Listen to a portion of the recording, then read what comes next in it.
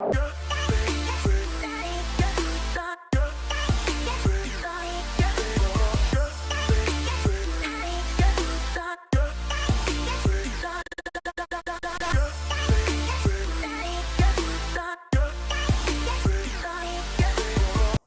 it's Monday evening and I'm out with Cooper again. He's currently chasing his ball.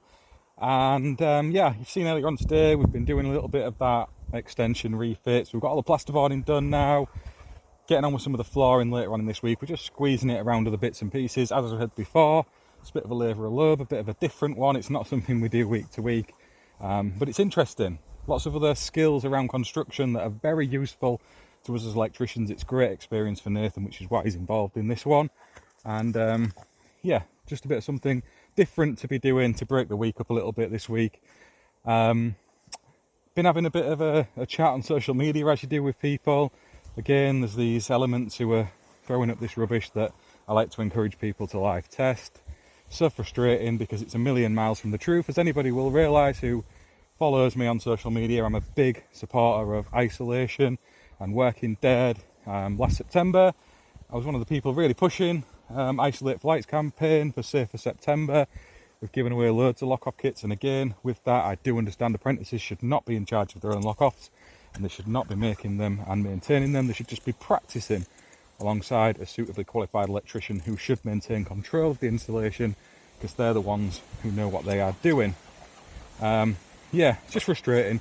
Because what I want is for younger electricians coming into the trade to have some experience and understanding of how to carry out ZS testing, in particular, safely, by using adapters that remove any access to live equipment. So with barriers and enclosures still in place, you can wire in these adapters dead. I've shown it on my channel lots of times before, and it's a way of giving total compliance to your customers and clients, having real insight as to what's going on inside an electrical installation.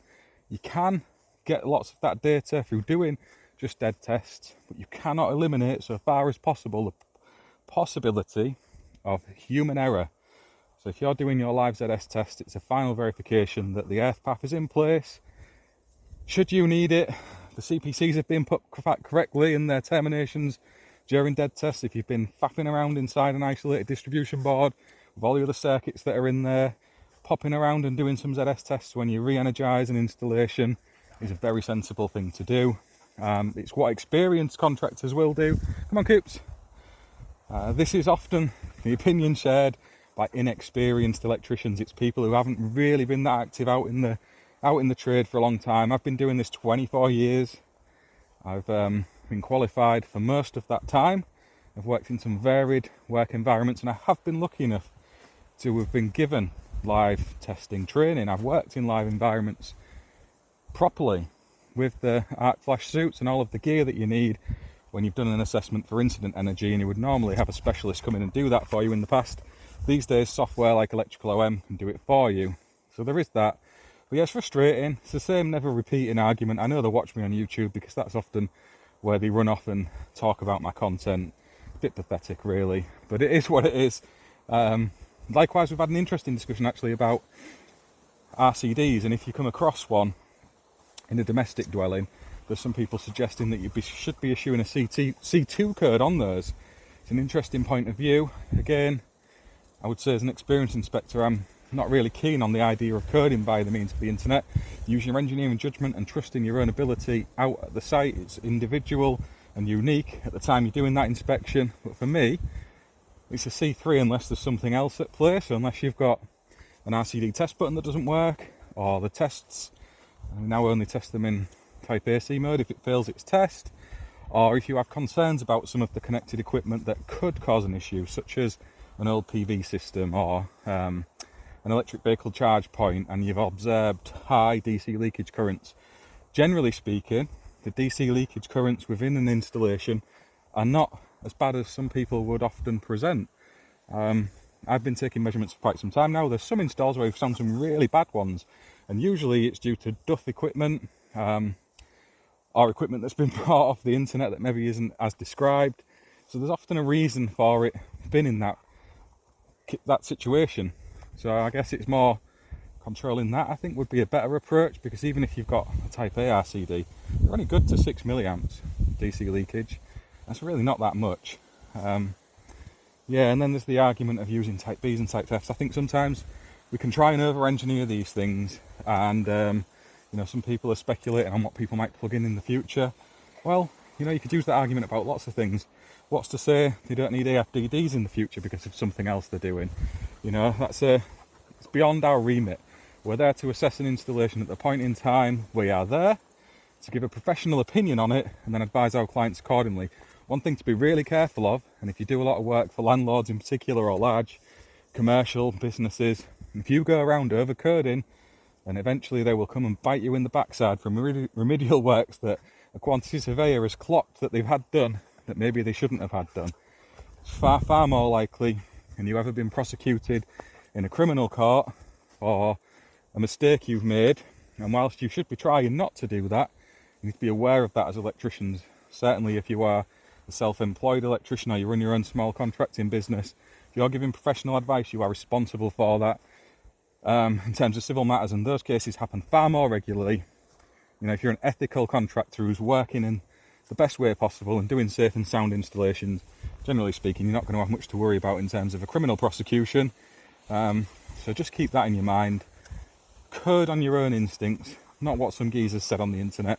There's a group of people who've used coding to promote their own intelligence and how they know better for the industry and that it's more ethical and more safe having that point of view. Safe in what context?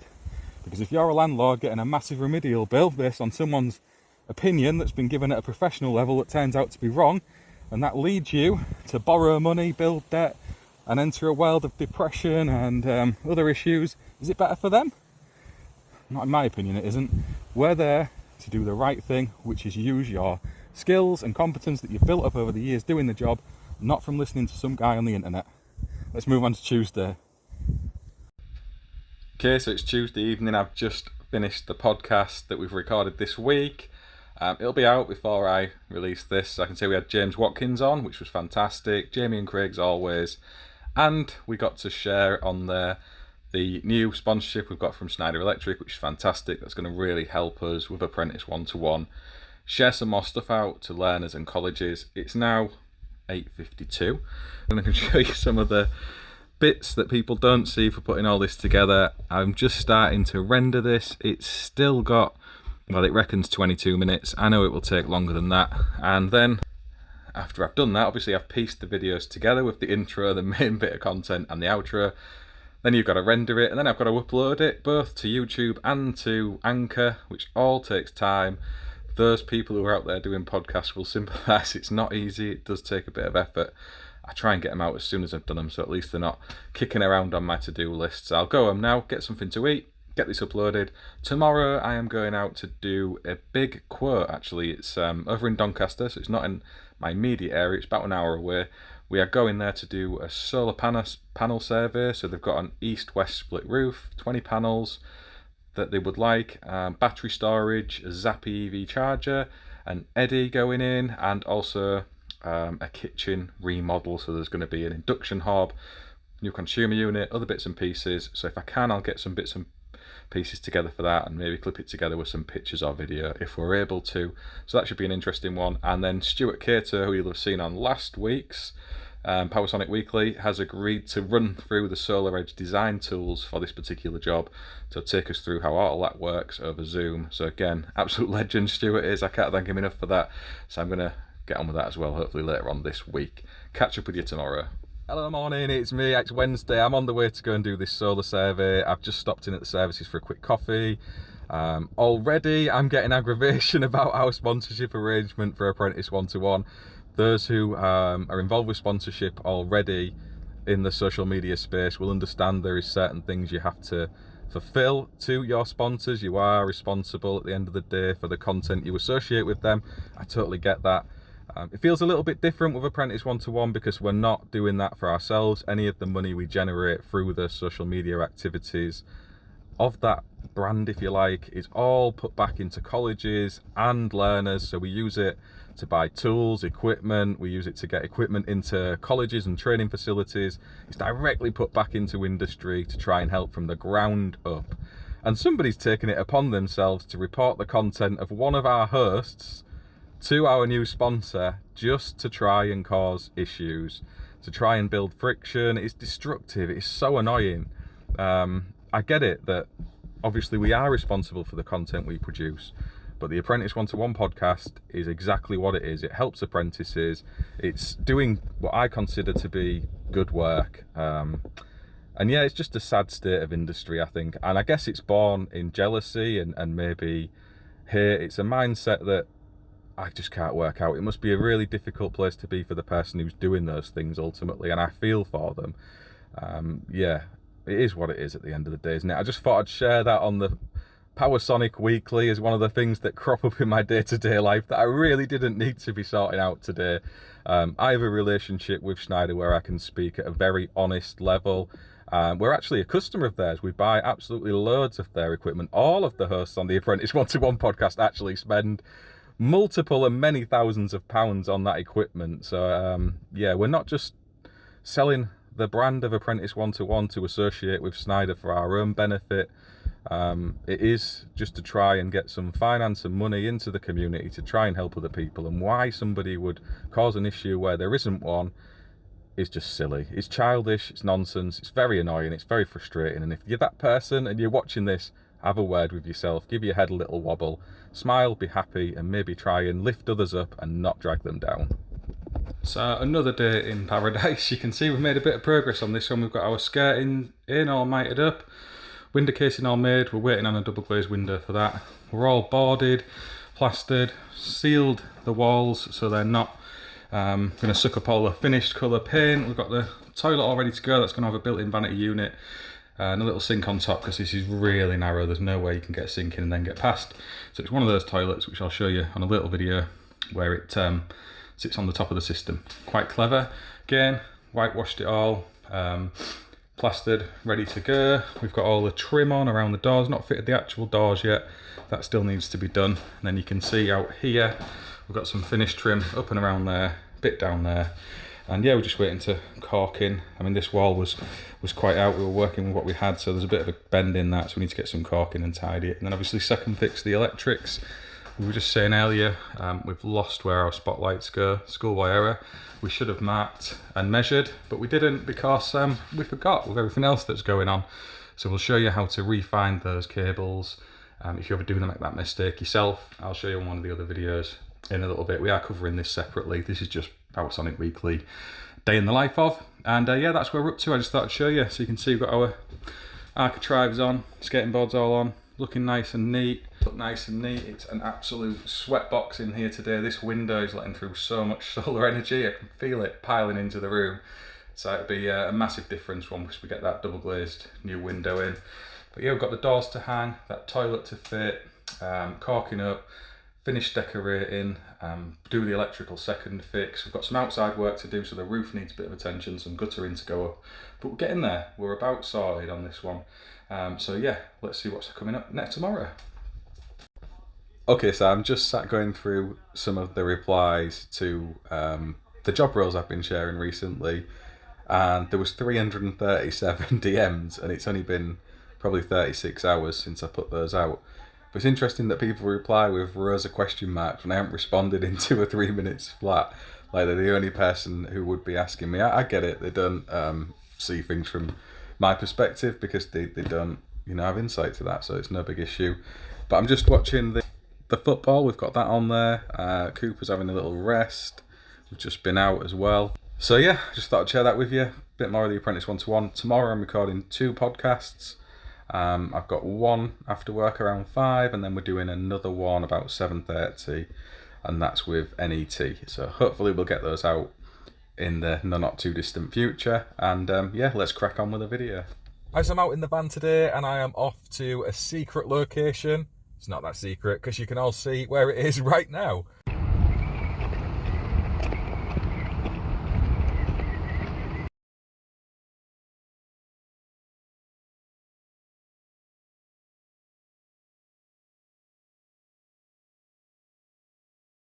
So as you will have seen from that little clip just there, I went off to NICEIC HQ to meet the lovely John O'Neill, and what a gent he is actually. I've got to say, it was a great chat. I spent a couple of hours with him. We spoke about all sorts of things throughout the electrical industry and some of my ideas for what might help in the future. It was great to be given that opportunity to sit down with John and discuss those things. I won't reveal the details of what we said because it was a private conversation, and that's not my bag.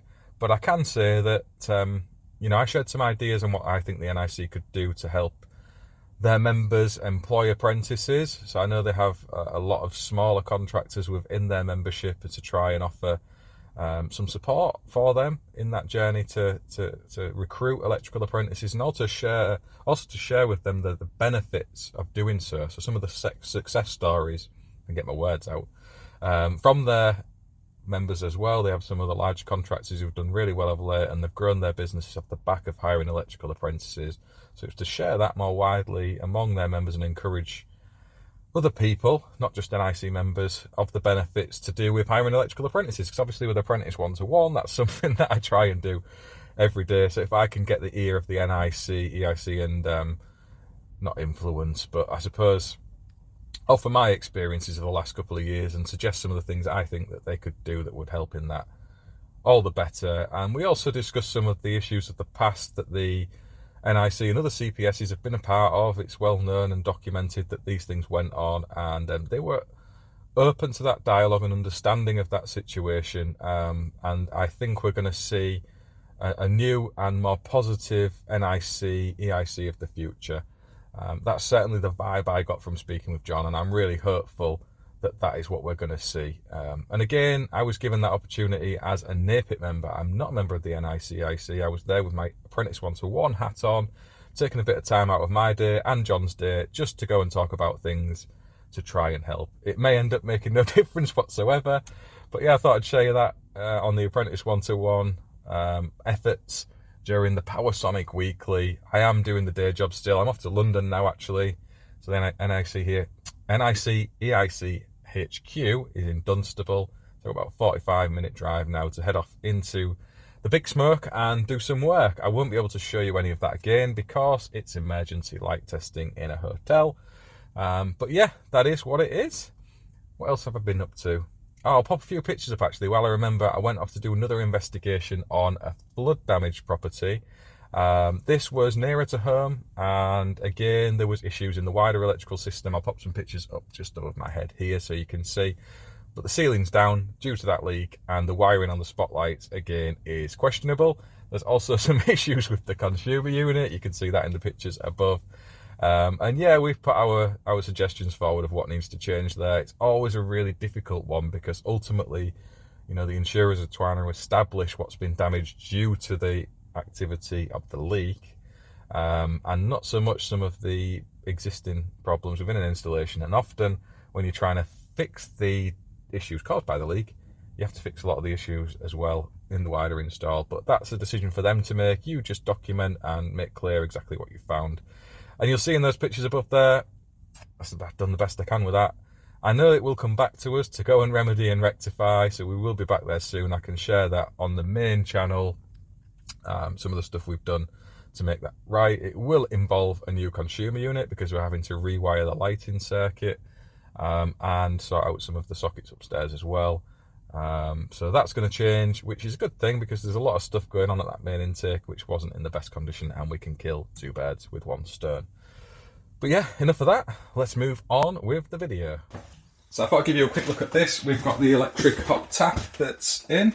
There's no power out here yet, so I can't show it working. We've got the waste waiting to go into this, which sits on top of the toilet system. It does just drain into there, so I mean it's not something you'd want to be using all the time. Obviously as it runs it flows into the toilet and away. We've got a tile on the back there just for a bit of a splashback.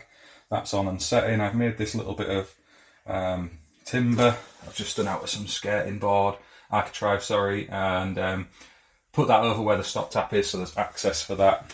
The doors are in and hung, so we've got this privacy handle on there so you can lock the bathroom door. We've got the doors hung themselves. I have to cut these down really small because I said the doorway is just that narrow.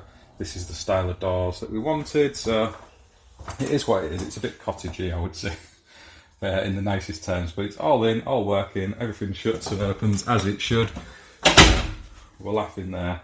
And like I say, it's a little bit of labour. I love this one. It's not a professional job we're handing over. I've got the sockets on. They need a bit of finishing off. All fitted down there, USB ones, brass fronts, because we're going for the brass dimmers as well. These are from Schneider. Brass accessories out there. All our arc driving, I think I showed you this before already, and skirting's all in. There's all we are really waiting for now is getting the power on out to here. Got to find where our spotlights are, and I'm doing a separate video on that for the main channel to show you how you go about doing that if you're as stupid as we are and you forget to put your measurements somewhere sensible and lose them. So we'll show you that. But otherwise, out there on this one really. A bit of caulking up to do around the door. So, got our timbers in, but a bit of finishing off and tidying up with the paint work. Still a bit of snagging. Obviously all our laminates under the skirting board, like I explained earlier, there's no trim needs to be fitted. All goes in nice and neat. We'll have a little look at this light switch while we're on with it, because the guys aren't here now, they've gone. But you can see we've basically got our neutrals to the switch, controversy, CPCs, and then we've got our common and loop out for these spotlights that are going to be down here. We've got the cutout ready in there for the fan and the ceiling light, and also then in here, again, we've got the neutrals to the switch, CPCs, and switch lines, and then we've got the spotlights through the middle of this room here, which we've just got to locate. But I'll get on with that now. Let's move on to Powersonic Weekly. It's Friday, so we'll have a little chat in the van and wrap this one up. So I'm back at the office. It's late on Friday. That refurb is pushed along as far as we can take it for now. We're just about there, just the last little shove to get it up over the line. Bit of stuff to do outside still, but it's come together quite nicely from what it was to where it is. And again, there is a full video of that coming soon. It's been a great week. It's demonstrated quite clearly how it's very hard to get content for the main YouTube videos, because literally everywhere I've been, it's been impossible to film. So obviously I've visited the NIC. There was some private conversations there. I'm not going to sit and film them. That's not good form. Lots of these flood inspections and stuff, I can't rock up and just get the camera out and start filming people's devastation, because that isn't cool either. Same for surveys and quotes. It's really difficult when you're meeting a customer for the first time to ask if you can film them for YouTube. I'm just not going down that road. That's not what this is about. But yes, I have still got some content together dropping on the channel as normal. It is some refurb work over in Whitby. So it's another refurb job, a bit more involved than just electrical stuff. And we have got some three-phase stuff again, and Eaton board going in. And we're back on the charge points as well soon in some of the schools. So we've got all of that stuff dropping on the channel as main videos coming in the not too distant future. I hope you've enjoyed the chats I've had this week through the course of doing this. I've tried to include some of the discussions that go on social media, just for the purpose of, you know, showing that I do try and take part and get involved in those chats. I did order a load of stuff from Loadout while I remember. I don't know if I've already showed this on Powersonic Weekly, and if you haven't already, go and check out Loadout, because it's run by Mike Page, who is an absolute legend. He's trying to get, well, he has got set up his tool shop, yeah, not all of this is from Mike. Stuart Cater sent me these, so that was Stuart, who you'd have seen on the channel. Again, I might already mention this. Very kind of him, kitting us up with some of the right gear to work in solar, so I appreciate that. And then we've got this little bag of goodies from Loadout that I'm going to be doing something with. So we've got the pipe slice, punch down tool, 3 sets of Boddington's croppers, some ergo strips from NICEIC, meter cabinet keys, some bolt cutters, knife and water pump pliers. So yeah, Mike has got an absolute beast load of range on his website. I couldn't believe the volume of tools he had on there actually, and bags. There's just, everything's on there. So if you're looking for some electrical gear, go and check him out, because Mike is one of the good guys. That's the end of this week's video. I'll keep these going still. I'm enjoying making them. I realise they're not as popular as the main videos I put together on YouTube, but that's not essentially what my channel is about. I'm trying to show a bit of insight to what it's like day to day running my business in my life. And yeah, it's what it is at the end of the day, isn't it? I will catch you all next week. Watch out for the normal videos dropping. Get involved in the comments, give it a thumbs up or a thumbs down, and please, please, please, the all important subscribe. Catch you all later.